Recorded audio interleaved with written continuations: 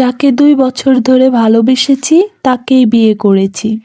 সুখে দুঃখে আরো 2 বছর হলো। সে আমাকে সারাদিন বলতো আমি শুধু তোমাকেই ভালোবাসি। আমিও আর কি, সুখে থাকলে ভূতে কিলায় আর কি। হঠাৎ আমার মাথায় বুদ্ধি আসলো জামাইকে একবার পরীক্ষা করে দেখা দরকার। আমার বান্ধবী রিয়ার একটা ফেসবুক আইডি আছে যা ইন্ডিয়ান মডেলের যে ছবি দিয়ে সে নিজে আইডি খুলছে। আমরা দুজন মিলেই খুলছি, পরে ও চালাইতো আমি চালাইতাম না, তো আমি আজকে হঠাৎ করে ওরে বললাম যে আমার আইডিটা দে। তো আমায় বলতেছে যে তুই হঠাৎ আইডি দিয়ে কি করবি। আমি বললাম দোস্ত আমার লাগবে, তুই দিবি? তো পরে বলতেছে আচ্ছা নে। পরে ওর থেকে নিয়ে আসলাম, আসার পর ওর থেকে শিখেও আসলাম। একটা অ্যাপস নামায় নিলাম কিভাবে ভয়েস চেঞ্জ করে। ভয়েস চেঞ্জ করে তো কথা বলতে হবে, না হলে তো বুঝে যাবে।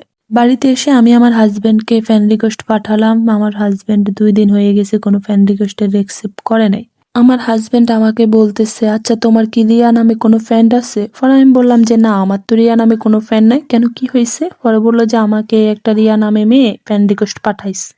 যাক, আমি তো অনেক খুশি হলাম যে সে আমার থেকে বলে দিচ্ছে এবং কি সে অ্যাকসেপ্টও করে নাই। আমি খুব খুশি হয়েছি মনে। ভাবছি ওরে সব বলে দেব। পরে আবার ভাবলাম যে না থাক, দেখি কয়েকদিন যে কি অবস্থা, কি করে ও বা অ্যাকসেপ্ট করে কিনা। পরের দিন সে সুন্দর করে রেডি টেডি হয়ে অফিসে চলে গেল। অফিসে যেয়ে ফ্রেন্ড রিকোয়েস্টটা অ্যাকসেপ্ট করে। এটা দেখে তো আমার মাথা পুরো আকাশ ভেঙে পড়ছে। আমি ভাবছি যে ও কখনো অ্যাকসেপ্ট করবে না। আমার ওর প্রতি এতটাই বিশ্বাস ছিল যে আমি ভাবছি আমি ব্যতীত অন্য কোনো মেয়ের সাথে ও কখনো কথা বলবে না, কোনো মেয়ে ফ্রেন্ড রিকোয়েস্ট পাঠালেও অ্যাকসেপ্ট করবে না, কিন্তু ও অ্যাকসেপ্ট করছে। এবং কিরিয়া নামক মেয়েটাকে সে মেসেজ দিতেছে, অনেক বেশি মেসেজ দেয়। যেমন আমার সাথে আগে মেসেজ করতো ঠিক তেমনই মেসেজ ওর সাথেও করতেছে। অনেক গল্প লিখছে, গান শোনাচ্ছে, রোমান্টিক মেসেজ করছে। আমি এগুলা দেখে তো পুরো অবাক হয়ে গেছি। এমনকি আমি ভিতরে তো ভাঙ্গা পড়ছি, অনেক কান্না করছি। আমি না চাইতেও আমার 2 চোখ দিয়ে শুধু পানি ঝরছে। সবচেয়ে বেশি আমার কষ্ট লাগছে এই জায়গায় যে ও যেভাবে আমাকে মেসেজ করতো সেম ভাবে ওই মেয়েকে মেসেজ করছে। এগুলো দেখে আমার আরো বেশি কষ্ট হয়েছে। আগে শুক্রবার হলে ও সব সময় বাসার থাকার অজুহাত টোকাইতো, আর এখন সে বাসার থেকে বের হওয়ার অজুহাত টোকায়। কেন? ওই রিয়া নামক মেয়ের সাথে কথা বলার জন্য। ও যখন অফিস থেকে বাসায় আসতো আমি সবকিছু জেনে স্বাভাবিকভাবে থাকার চেষ্টা করছি। আর ও রিয়াকে বলে দিছে যাতে মেসেজ না করে, ওর বড় ভাই থাকে, বড় ভাইয়ের সাথে কথা বলা যাবে না, বড় ভাইয়ের সামনে কথা বলে সমস্যা। ও নিজের বউকে পর্যন্ত বড় ভাই বানাইয়া দিস। ও আমাকে বলতেছে যে দেখা করবে কবে। এখন আমি কি বলি? দেখা করলেই তো সমস্যা, ও আমায় চিনে যাবে, কিভাবে কি করব? তাই আমি একদিন ওকে বলে দিলাম যে আসলে এই ছবিগুলা যেগুলা দেখতেছেন এগুলা আমার না, একটা ইন্ডিয়ান মডেলের। ও আমারে বলতেছে যে তুমি আমার ঠকাইছো। আমি বললাম যে না, আমি তো ঠিক আছি, আমি এই মেয়েটাই রিয়েল, আমার বয়েজও রিয়েল, সবই রিয়েল, শুধু ওই মেয়েটার ছবি আমার না। এটা বলার পর ও 2 মিনিট চুপ করে ফোনটা কাইটা দিছে। কাইটা দেওয়ার আমি ভাবছি যে জাকালা বাইচা গেছি, আর আমার দেখাও করা লাগবে না, সবকিছুই ভালো হলো। কিছুক্ষণ পর আবার কল দিল। কল দেওয়ার পর বলতেছে আমার সাথে এমনটা কেন করলে? তো আমি বললাম কি করলাম? বলছে যে তুমি এমনটা না করলেও পারতে।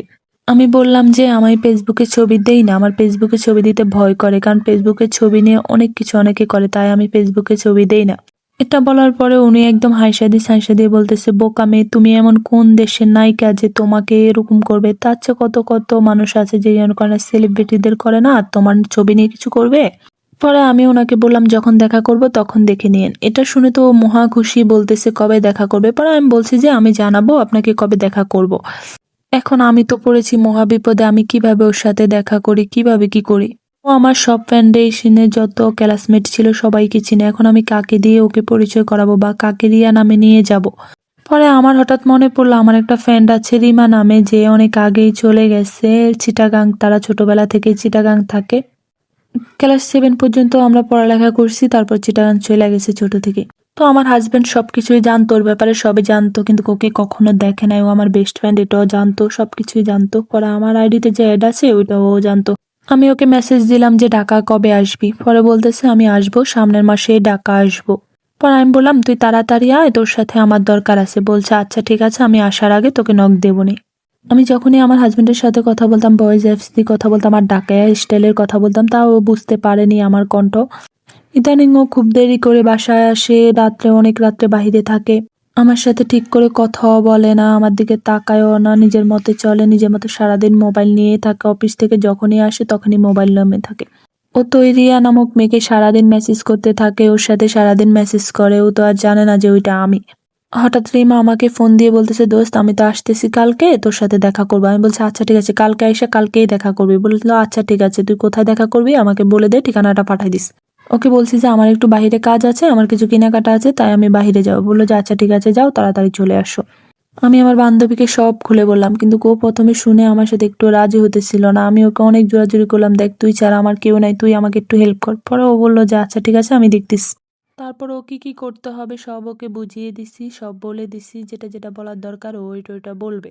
আমি বাসায় এসে রিয়া নামক আইডি থেকে আমার হাজবেন্ডে মেসেজ দিলাম, ও মেসেজ দিয়ে রিপ্লাই দিচ্ছে। আমি বললাম যে আগামীকাল আমরা দেখা করব। ও তো অনেক খুশি, রিয়ার সাথে দেখা করবে, সারা রাত ঘুম যায়নি, সেই দিক থেকে সেদিক ছটফট করছে, শুধু কখন সকাল হবে। আমি তো রেগুলার দেখে আমার বুকটা ফেটে যাচ্ছে, আমার দু চোখ দিয়ে শুধু পানি ফুটতেছে, না ওরে কিছু বলতে পারতেছি না সহ্য করতে পারতেছি। সকাল হতে ও অনেকগুলা ড্রেস নামায় আমায় বলতেছে, দেখো তো কোনটা পরবো শার্ট। আমি বললাম যে কোথাও যাবা কি আজকে? পরে বললো হ্যাঁ, আমার একটা ইমার্জেন্সি মিটিং আছে, আমার এই ইমার্জেন্সি মিটিং এ যেতেই হবে।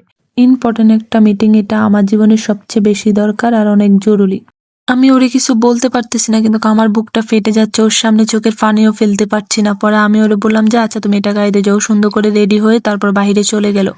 সারাটা দিন মন খারাপ, চোখের পানি, এগুলা নিয়ে ডিপ্রেশন নিয়ে গেল। 4টা বাজে রিমা আমার দ্বারে ফোন দিল, ফোন দিয়ে বলল, দোস্ত আমার খুব ভয় করতেছে, তুই আমার সাথে লাইনে থাকবি, তুই কিন্তু ফোন কাটবি না কিংবা ফোন রাইখা কোথাও যাবি না। আমি বললাম আচ্ছা ঠিক আছে, আমি কোথাও যাব না, তুই ওর সাথে কথা বল, আর তুই সবার আগে কিন্তু ওকে বিয়ের কথা বলবি, আমি যা যা বলেছি তুই তা তা বলবি।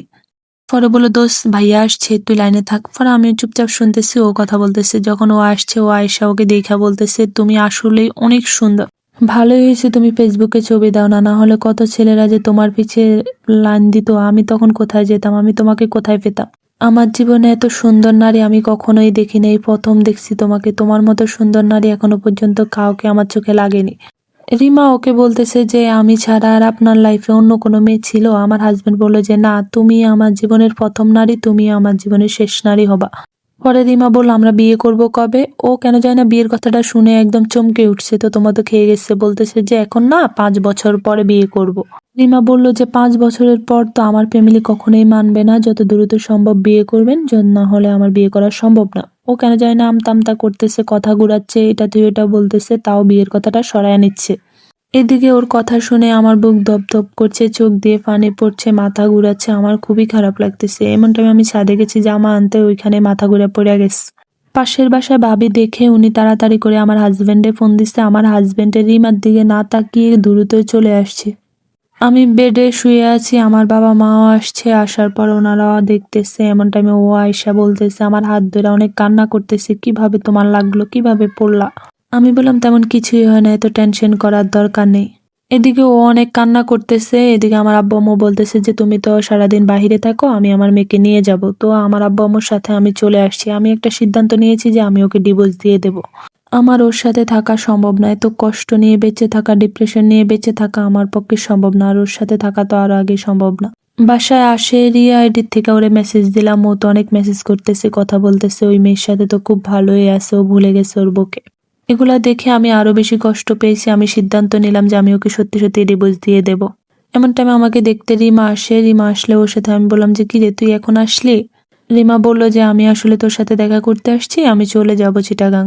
ও আমায় বলল যে কি ভাবলি, কি চিন্তা করলি? আমি ভাবলাম যে আর কোনো কিছুই করার নেই, আমি ওকে ডিভোর্স দিয়ে দেবো। পরে আমার বান্ধবী বলতেছে, একটা কথা বলবো, তুই কিছু মনে করবি না তো? আমি বললাম না, বল। পরে বলতেছে, দেখ ডিভোর্স কোনো সমাধান নয়, তুই ভাইয়াকে আর একবার সুযোগ দে। দেখ ভাইয়া তুই যখন ঘুরে পড়ছিস, আমাকে পাত্তা না দিয়ে তোর সাথে চলে আসছে, তোকে দেখার জন্য চটপট করতে করতে আসছে, তুই ওনাকে আরেকবার সুযোগ দিয়ে দেখ। দেখ ছেলে মানুষ এরকম করেই। আমি ওকে বললাম যদি তোর সাথে এমন হতো তাহলে তুই পারতি? তোর হাজবেন্ড যদি এগুলা করতো তাহলে তুই কি করতি? পরে বললো যে আমি আরেকবার সুযোগ দিতাম, তাই তো আমি তোরে বলতেছি, তুই ভাইবা দেখ। মাথা গরম করে কখনো কিছু হয় না। দেখ তোর বাবা মা অসুস্থ, ওদের উপর আইসা পড়বি, তারপরে প্রতিবেশী বাহিরের মানুষ তোকে অনেক কথা বলবে, ডিভোর্সি মেয়েদের অনেক কথা শুনতে হয়, যতটা সহজ ভাবস ততটা সহজ না।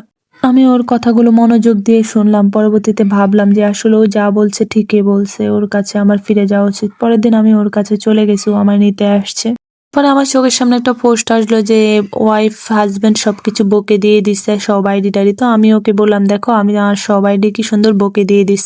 ওকে বলার পর ও কখনো দিতে চায় না, অনেক জোরাজুরি করছি, তাও কেমন জানি দিতেছে না। পরে আমি রাগ করে পাকঘরে চলে গেছি, ভাবছি ও আসবে না, কিন্তু কিছুক্ষণ পর ও আমাকে পিছন থেকে জড়িয়ে ধরছে। ধরে বলতেছে, "এই নাও তোমার ফেসবুক আইডি দরকার, যা যা দরকার তুমি নিয়ে নাও।" তাও সবকিছু দিয়ে দিছে। আমি খুব অবাক হয়ে গেছি। আমি ভাবলাম রিয়ার আইডি থেকে রাত্রে মেসেজ দেবো, যখন ও ঘুমায় যাবে তখন দেবো। পরে ও যখন ঘুমাই গেছে আমি ওর মেসেজ দিলাম। মেসেজে দেখলাম যে ও লেখা আছে যে, "আমি তোমাকে কখনো বিয়ে করতে পারবো না, আমাকে মাফ করে দিও।" এটা বলেই বলক মাইরা দিছে। যাক, এটা দেখার পর আমার খুবই ভালো লাগছে যে ও আসলে সবকিছুই চেঞ্জ হতে চাইতেছে, সব বদলায় ফেলতেছে। ওর আমার প্রতি আরো বেশি ভালোবাসা বাইরা গেছে। সারাদিন আমার কেয়ার করে, সারাদিন আমাকেই সময় দেয়, আমাকে নিয়েই ব্যস্ত থাকে।